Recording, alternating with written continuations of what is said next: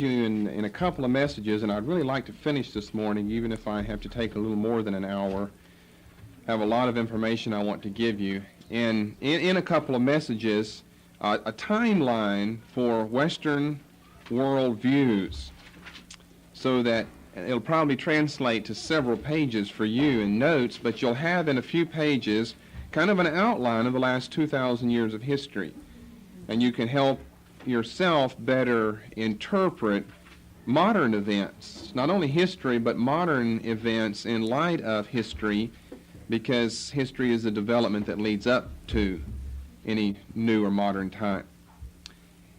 And we're discussing this so that it's convenient for you to take notes and understand under several different headings. The first one was the Greco-Roman world. The second one was the Middle Ages, going just in chronological order. And then the third one, where I left you last Sunday morning, was the Renaissance. And I said that basically what we have here is a combining, it's very tragic, of the secular and the sacred, so that there's a blurring of the distinction between the two, a combining of the secular and the sacred. Now, it's my opinion that there's no way you can really understand the situation that the church is in the Western world today if you don't understand some of these events that I have been and will be again this morning discussing. You just can't come to grips with the fact why the church is in the situation that it's in unless you understand some of the history and the development that has led up to it. And nothing could be of greater importance than what we're looking at here in our third section, the Renaissance, which was an attempt to combine the secular and the sacred. Now, I said that we would have two divisions under this. The first one was where I picked out two important figures.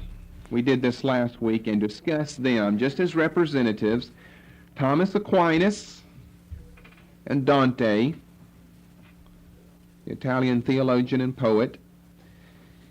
We picked them out to show you in a very real way where you can get your hands on it, so I don't have to just talk in generalities about ancient history, how they went about combining the secular and the sacred. What did I say about Thomas Aquinas? But he favored a return to the writings of Aristotle in order to interpret the Word of God. So it's a combining of the secular and the sacred. And what did I say of Dante? Well, I gave you a couple of examples from his famous work, The Divine Comedy, where he shows, just like others of his day, he favored a combining of the secular with the sacred, seen in the fact that his guide through hell was none other than the Roman poet Virgil. And I said that you have to realize that Virgil was to Dante what Aristotle was to Aquinas. That was their secular guide that basically took them through the difficulties of life. The other example I gave you with Dante concerned who the worst sinners in hell were. Judas Iscariot, the one who betrayed Christ, and the men who betrayed Julius Caesar. Now you see, if you were familiar with these facts, maybe some of you weren't, you still might not have been able then to cast that into a larger picture. What is this saying then to me? It says a whole lot. When Dante chooses as his guide through hell Virgil, he makes the worst sinners in hell the men who betrayed Christ, or the man and the men who betrayed Julius Caesar. That is a very heightened, tragic combining of the secular with the sacred. And that can only spell doom for the sacred or for the spiritual. Now let's come fresh this morning to the second division of what I wanted to say under the Renaissance. The first was two early figures. And you could do this other ways. I mean, you could think of other figures besides Aquinas and Dante to pick out. This is just the way that I have chosen to do it, just to give you a flavor of history in the last 2,000 years. The second thing I'd like to discuss under the Renaissance is the tragic combination, again, of the sacred and secular in the expressions of art.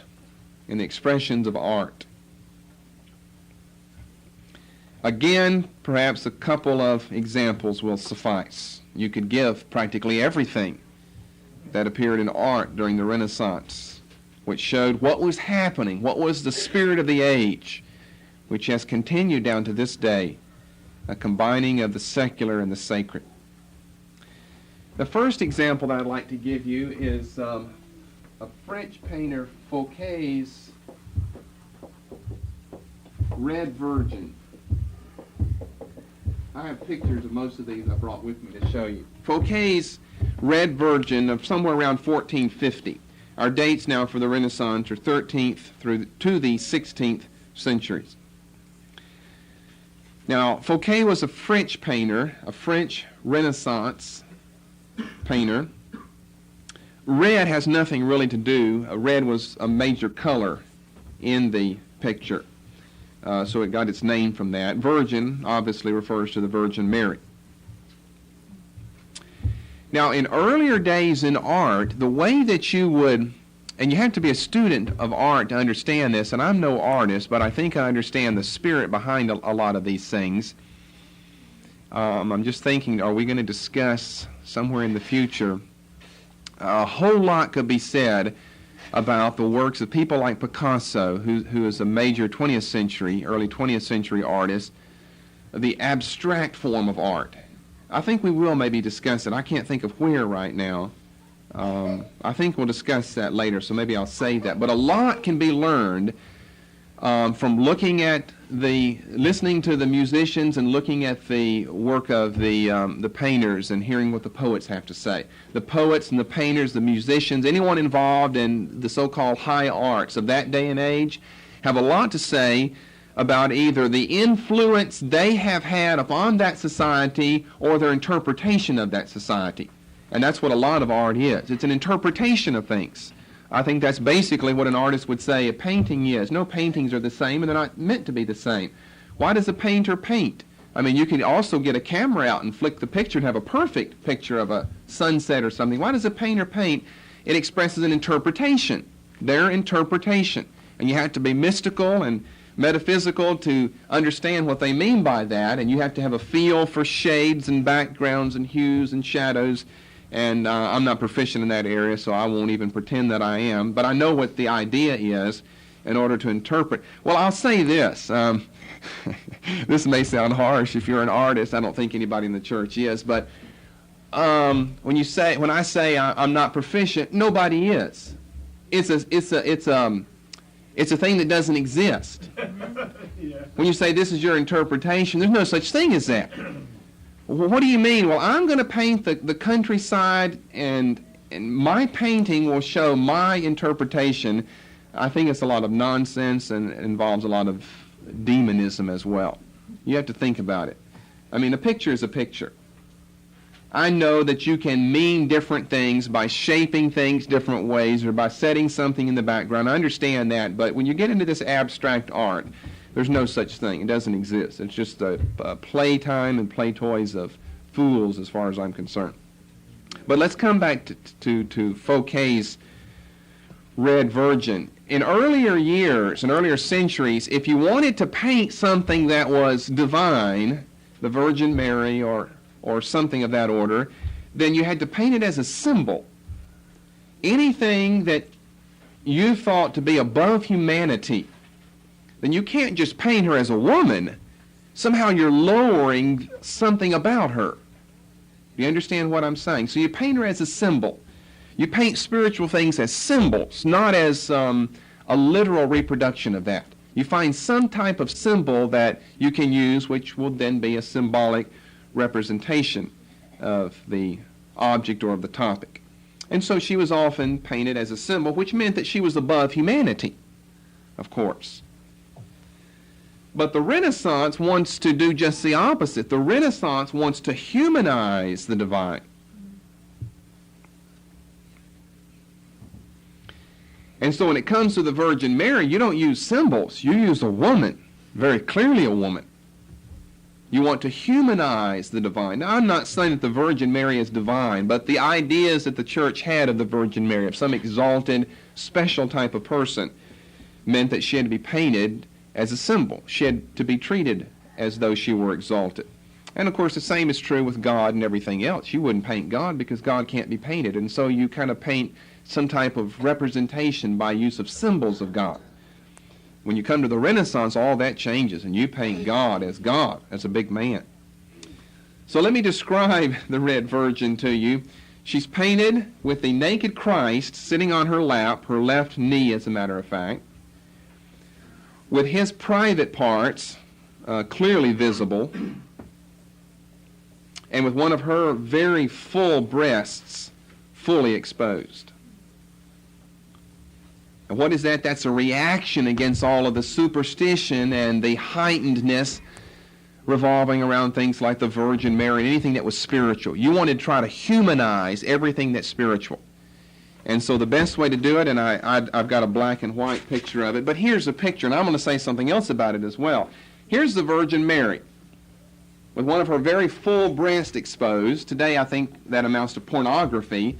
And there's the Christ, the Son of the living God, with his private parts fully exposed, to lessen the divinity, the deity, that aspect of it all. That's what the Renaissance is all about. Now, if that were not enough, that's blasphemy to paint Christ like that. If that were not enough, everyone of that day knew exactly who this woman was. Her name was Agnes Sorel. She was the king's mistress. She was a slut. And so what you're using, that's what I said, if you want to humanize the divine, make it as earthy as possible. Make it as earthy as possible. And you have to know that before the painting takes any meaning or extra sense to you. Everyone knew. Her name was Agnes Sorel, S-O-R-E-L. You don't need the name. I'm just saying people knew who she was. See, we don't know her because you never met her, that face on the street. But people of that day, of Fouquet's day, knew it. She was the mistress of the French king, a common slut. And yet he uses her to represent the Virgin Mary. And you catch the flavor of what's going on, mixing the two so you can lessen the height of spiritual things, make them more earthly, humanize them. And humanism came right out of the Renaissance. There's one example I thought would be outstanding to show you what I'm talking about.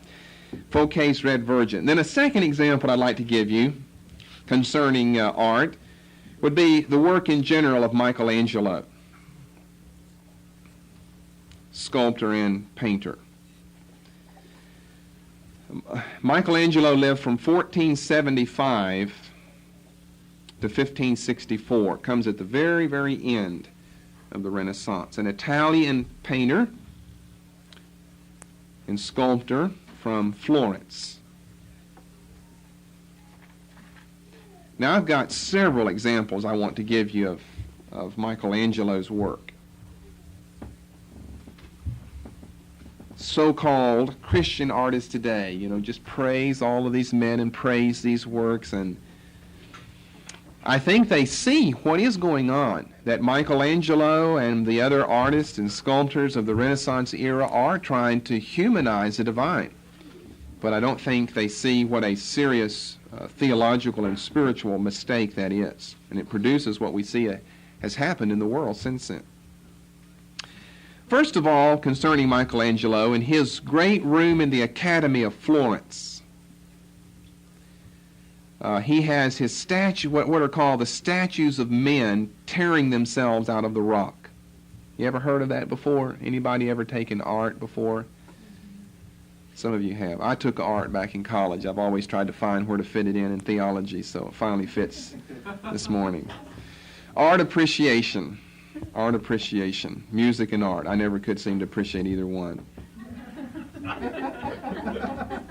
Well, I could. It's just stupidity. We had to listen to music and try to interpret it. Now, I didn't have to interpret. I just listened to the words. It's either heresy or it's humanism or it's spiritual. And what is it? I'm just listening for what it is, not what is your interpretation.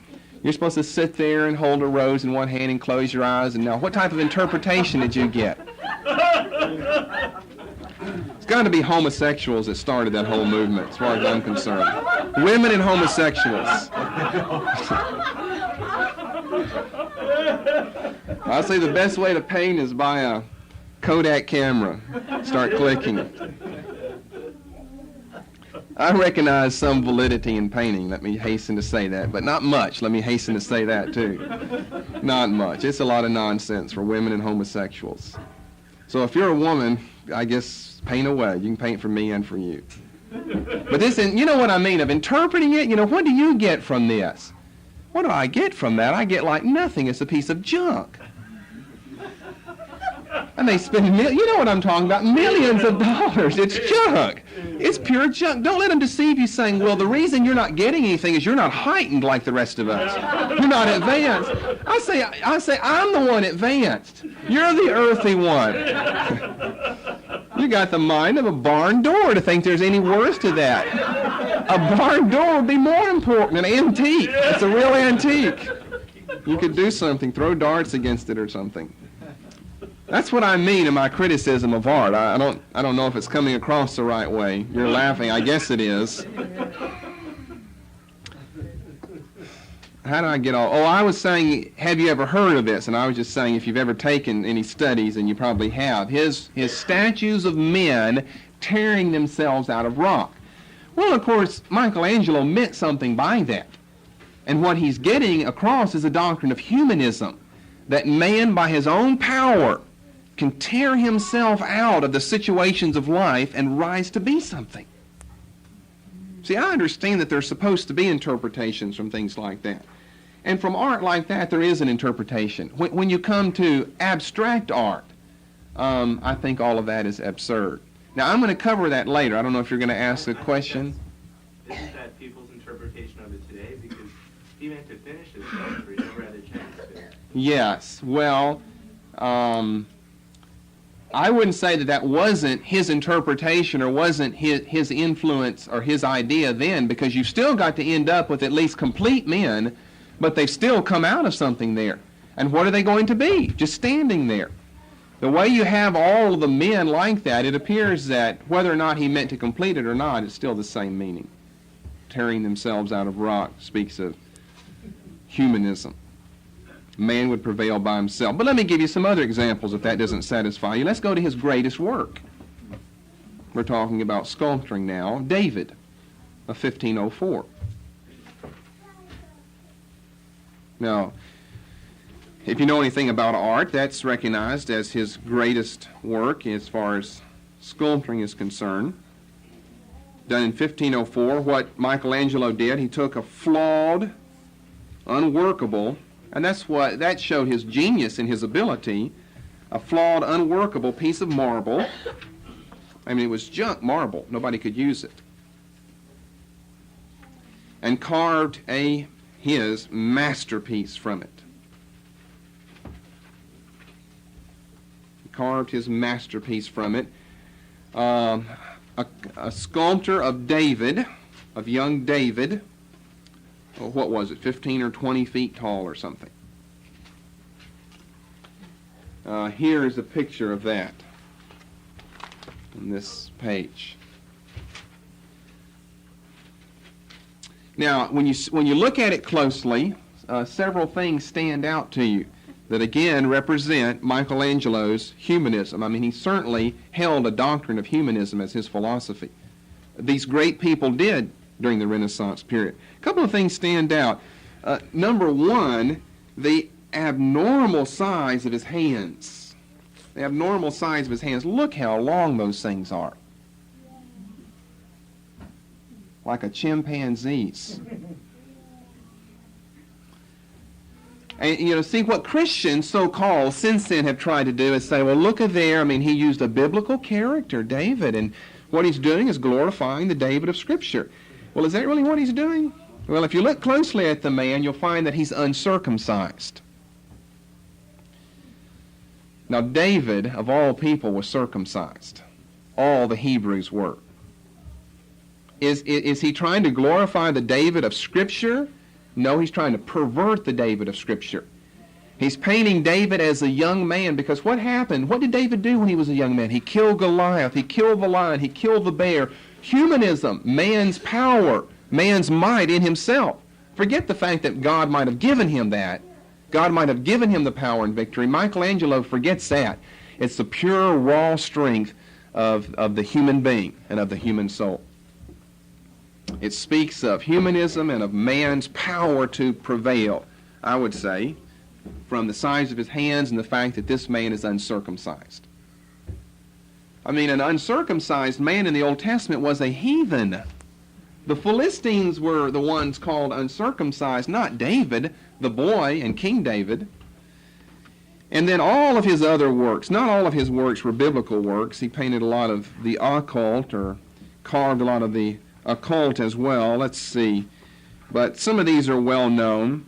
Again, showing his humanism. I'm going to say some more about this in a moment. For instance, here, he's got all of his work, the paintings there in the Sistine Chapel. Here is the creation. Here's Adam over on this side. And of course, this is Father God up here. And this is the creation of Adam. Well, in earlier days, no one would have ever tried to depict God the Father, but there he is. Got a purple robe on. We don't know what the true colors are. They're trying to uncover those in Rome now. And white hair and a long white beard. And then here is God calling Eve out of sleeping Adam. She looks like she weighs about 185 there. They must have been ample back in the garden days. They were ample in Michelangelo's day. Here's a close-up of the God of creation, the Father God. I mean, all of his work is filled with this. And you've got to understand what's trying to be said here. We're trying to humanize the divine. Trying to put it in a way that we can understand and comprehend it. And so you paint God as a man. Here's a true close-up of him when he was creating the heavens and the earth. Angry scowl on his face there. You've probably seen a lot of this before somewhere in school. This wasn't his creation of Adam, I don't believe. This was his creation of the heavens and the earth. And it just goes on and on. He's got the prophets. There's Isaiah. He's got a famous one. I think this is Joel. This is Joel, receding hairline. And I don't know who the other... Oh, that's demonism over there. There's Zechariah. Famous painting of Moses with his horns. I'll show you some other time. I guess that was... Oh, no, these are good. This is... I don't know where his ones of the flood are. He's got some good ones of the flood, but here's the world below, the damned. Well, here's the second advent, first of all. Here's Christ coming in the second advent. And this is the one I like. You see this fellow with one eye bulging out? Well, this is the demon that has hold of him, taking him to hell. See this demon with his tongue stuck out down here, grabbing this big fat fellow. And he's scared and got his hand over one eye, and one eye is bulging out. What does he call it? One of the damned in the Sistine Chapel in Rome. Well, that just goes on and on and on in Michelangelo's works as well as those of that day.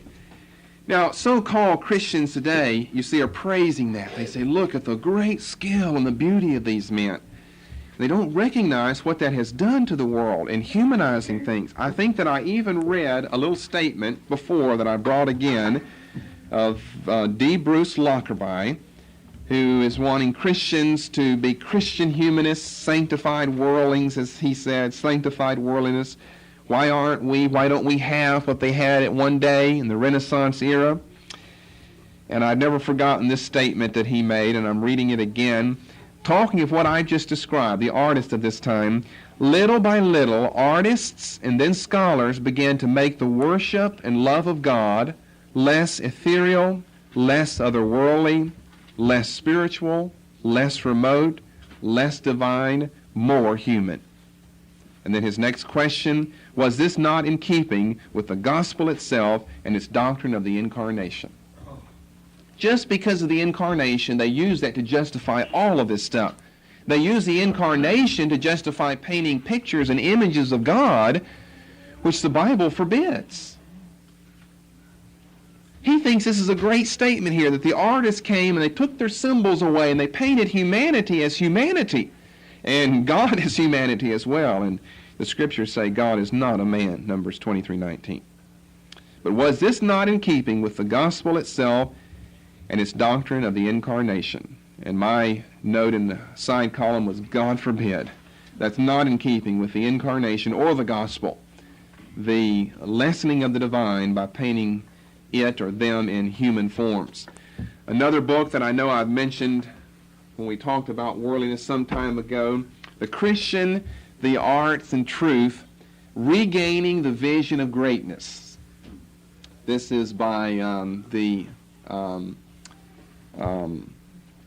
what am I trying to think of? The fellow who was the mentor of D. Bruce Lockerbie. This fellow was the mentor of him. The Christian, the Arts, and Truth. I remember I finished reading this book Saturday night last time we were over at Lake George. So I remember the book and when I finished it, since we were there, very clearly. It's an interesting book, but it's saying, I guess, just what the subtitle says, Regaining the Vision of Greatness. Why don't we have the great Christian painters and the artists and the sculptors? Well, if what you mean by great are these things we've just looked at, that we can do without them. Another modern book arguing, and I've brought this before also, is Frankie Schaeffer's. They're all in this cahoots together. Addicted to Mediocrity, 20th Century Christians in the Art. Remember when I brought this before? This is Michelangelo's painting here. And what he has done is paint this fellow with a fish on his back of his pants there, a modern-day Christian, painting out everything of the great people of yesteryear. First of all, painting out the private parts of Adam, because fundamentalists would say, oh, you shouldn't have that. And you know what artists say? They say it's all right if it's pornography, as long as it's in art. Well, what's the difference? Whether it's art or a pornographic magazine. If you're exposing private parts, that's pornography. I don't care who's doing it or what the reason is. Amen. And artists justify that all the time. And they think that there's nothing to it to have a nude woman pose and you paint a nude woman and there's nothing wrong, nothing sensual involved. This is purely art. Oh, come on. That is a lie. That's a lie probably 90% of the time. Amen. There's more going on there with this nude woman or nude men or nude women, and you're painting them or carving them out in stone or wood or soap or something. Well, you've got to understand the Schaeffers, Frankie Schaeffer, his father Francis Schaeffer, all of these people are in this sanctified worldliness business together. Why do we have such mediocre work in Christian art, Christian music, Christian television, Christian writing, and everything? Let's regain a vision of greatness. And of course, I think that Schaeffer, Frankie Schaeffer, is a very biting, satirical writer. I like to read his books because he is so critical and so cruel. You have to be in what he says, but he's wrong in his conclusions, though. But there's some sense of truth in the fact that what you do see in the Christian world is just pathetic. I'm not saying we should regain a vision of greatness in the arts. I'm saying if we can't do any better than that, just give it up. What you see in the Christian world in art, music, television, it's just pathetic. It's just pathetic. I agree with him there.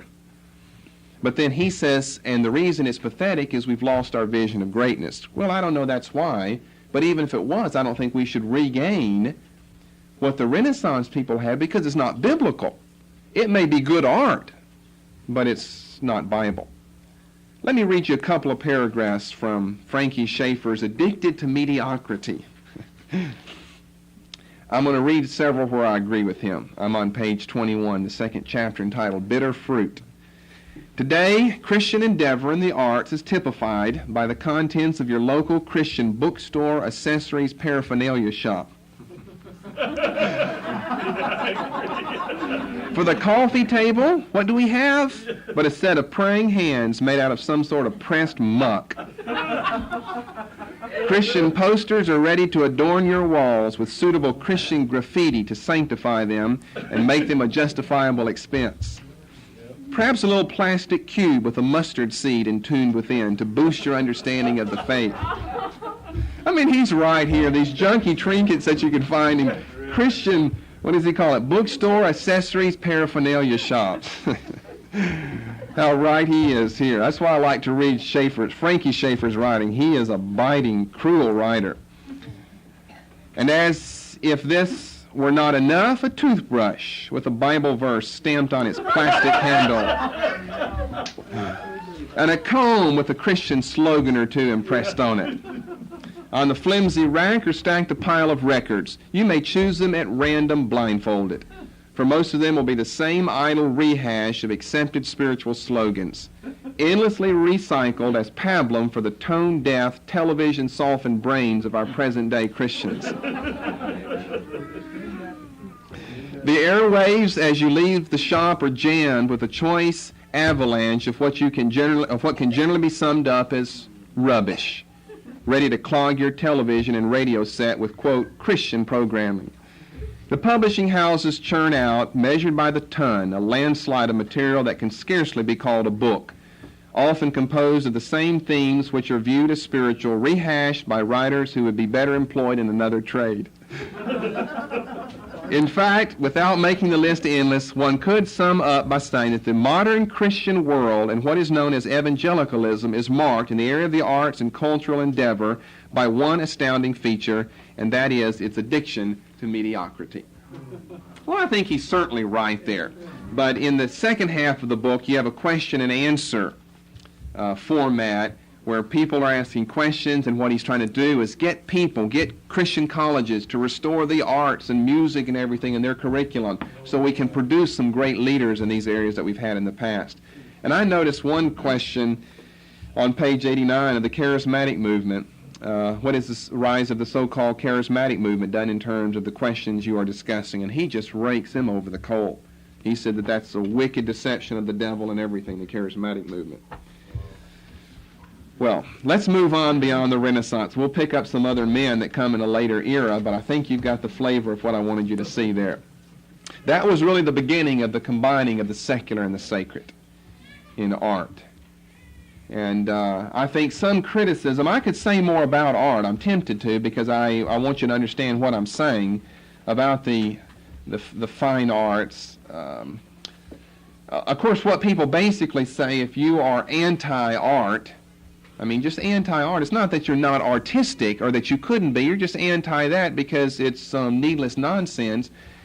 Well, you're just too much of a meat and potatoes propositional type person, and so you don't get into the aesthetics of life. Well, I think you can get into the aesthetics of life, but not that way. I mean, I would lump that together with things like professional sports. It's just worthless. It doesn't. Professional sports. It doesn't do anyone any good except the people involved. They make a lot of money. And I find it interesting how the whole country can be diluted in an area like that. We dealt earlier with the so-called important question of life. People live as though the most important question was, who shot J.R., what happened to Thomas Magnum, and so forth. Well, I can't imagine how a whole country could be swallowed up in that because it doesn't affect us any.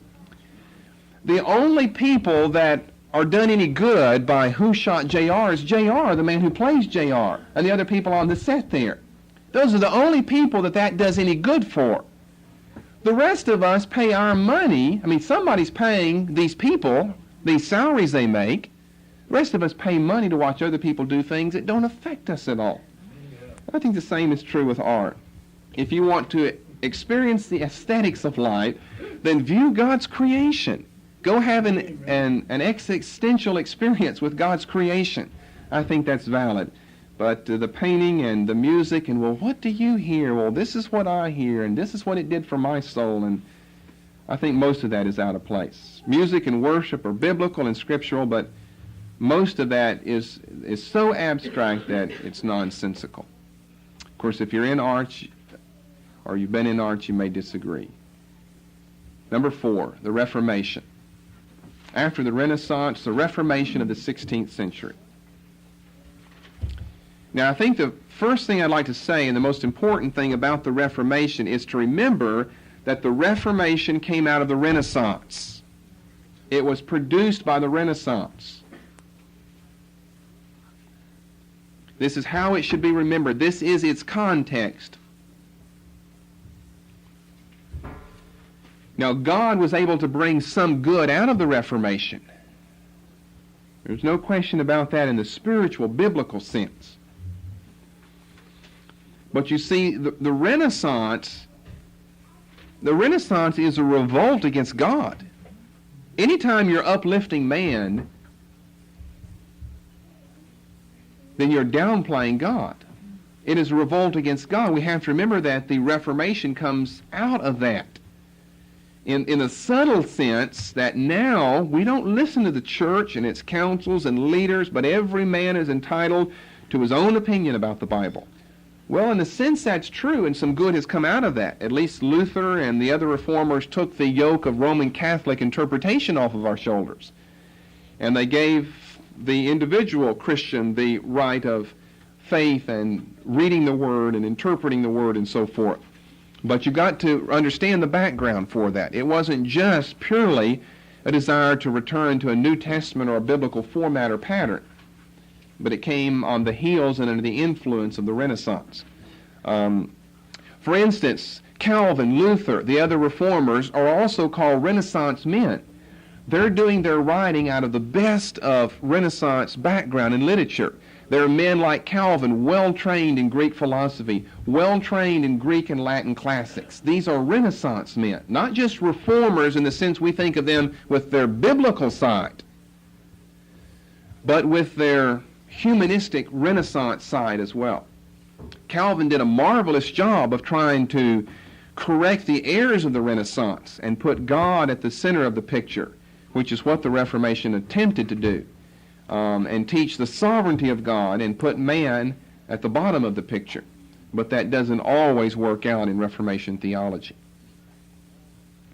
So I just want to say that to begin with. I don't have a lot I want to say about the Reformation anyway.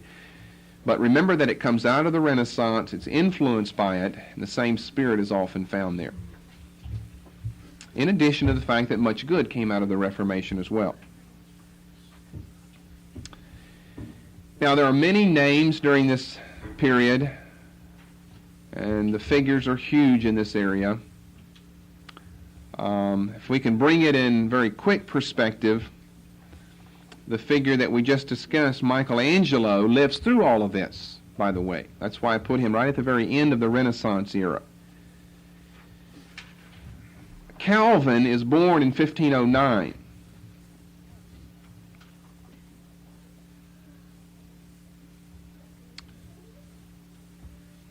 So Michelangelo is, middle-aged by that time. But they are living during the same. I'm trying to put it in perspective for you. Calvin is born in 1509. That's 10 years before the death of Leonardo da Vinci.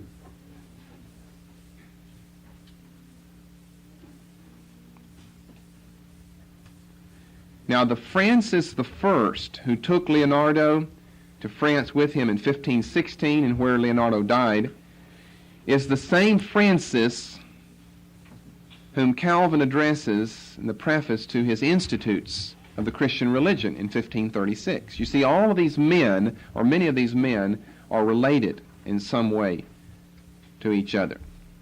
The Francis I that had a role in the end of the life of Leonardo da Vinci was the same one to whom Calvin addresses his Institutes. Francis I, king of the French people. And of course, in the midst of all this, Luther tacks up his 95 Theses in 1517. So you could hardly ask for more important years than the turn of the 16th century, where you've got people like Leonardo da Vinci and Calvin and Luther and Michelangelo, all of these people alive at the same time.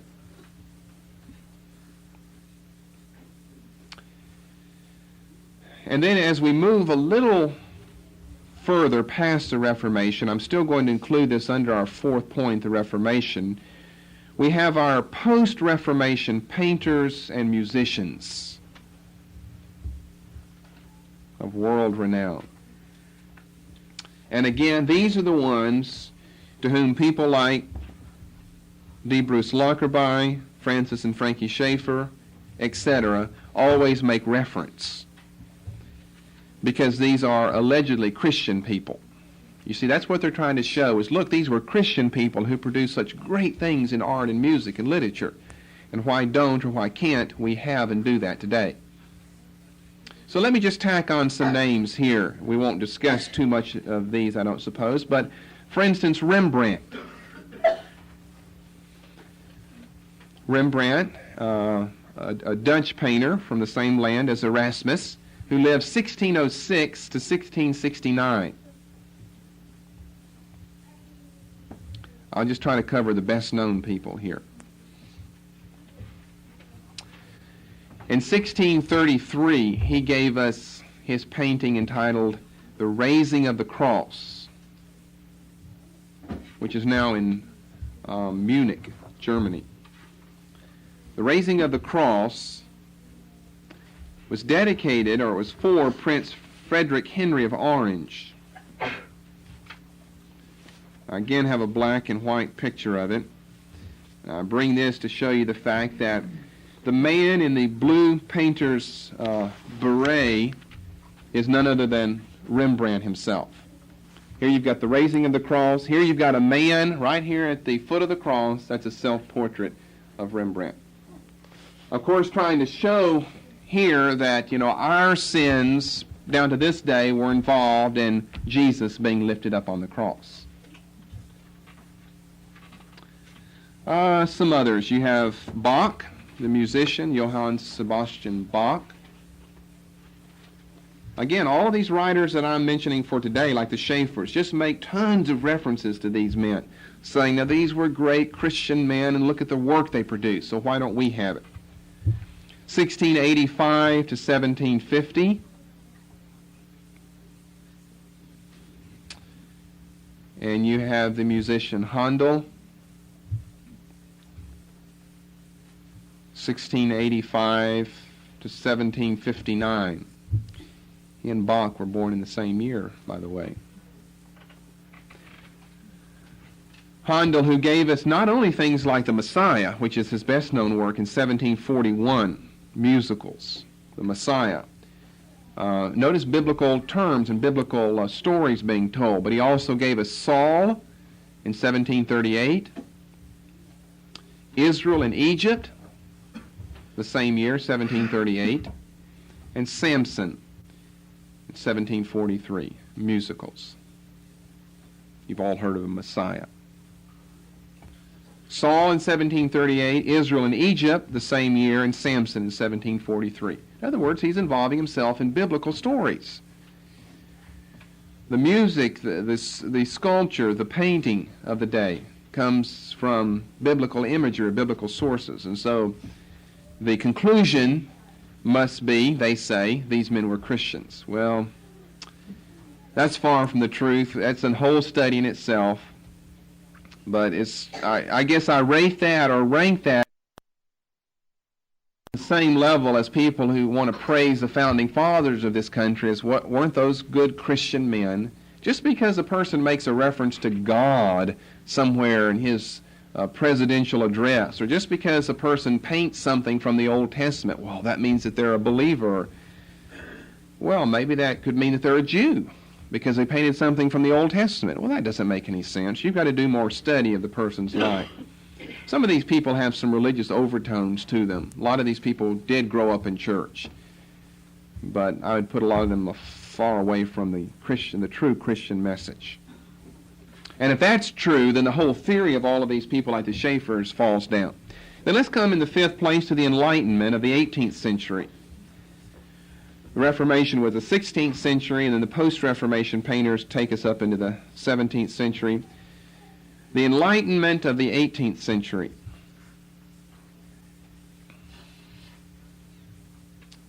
This was basically begun as a French-oriented phenomenon. In other words, when you speak of the Enlightenment, you generally first and last think of the country of France. But I think we have to hear a little of England's affairs in order to understand the Enlightenment and what's going on in French society at this time. So let me just review a little bit of this, and don't worry if you don't get a lot of this down. You may recall from our studies in biblical literature, of all places, English translations of the Bible, that there was always a struggle in England between the reigning monarch and Parliament. Whether the monarch was king or queen didn't make any difference. There was always a struggle for a long period of time between the king or queen and Parliament. Well, in 1688, revolution came. We've discussed this before in Biblical Lit, to finally settle this matter in England. And it was a bloodless one, so much so that it's called today the bloodless revolution. The bloodless revolution. And basically what that said was that king, queen, and parliament would rule together. One wouldn't be above the other, they'd rule together. King or the queen and parliament would rule together. Now you say, what does that have to do with France and the Enlightenment? Well, I'm going to tell you now. Voltaire was in England at this time. A French writer. As a matter of fact, he was in exile because of his writings. Shortly after the time that the bloodless revolution had took place. And he noticed the amazing results, that there was peace in the land. That there was peace in the land. Voltaire, by the way, is often called the father of the Enlightenment. That's why I mentioned Voltaire first of all here. He's the father of the Enlightenment. He's in exile in England shortly after this. He notices the amazing results, that there's peace in the land. But the situation will never work in France. Why? England was Protestant ever since 1534 when Henry VIII broke with Rome. And I know we discussed that earlier. England was Protestant and so had the spiritual side of the Reformation for a base. And France was Roman Catholic.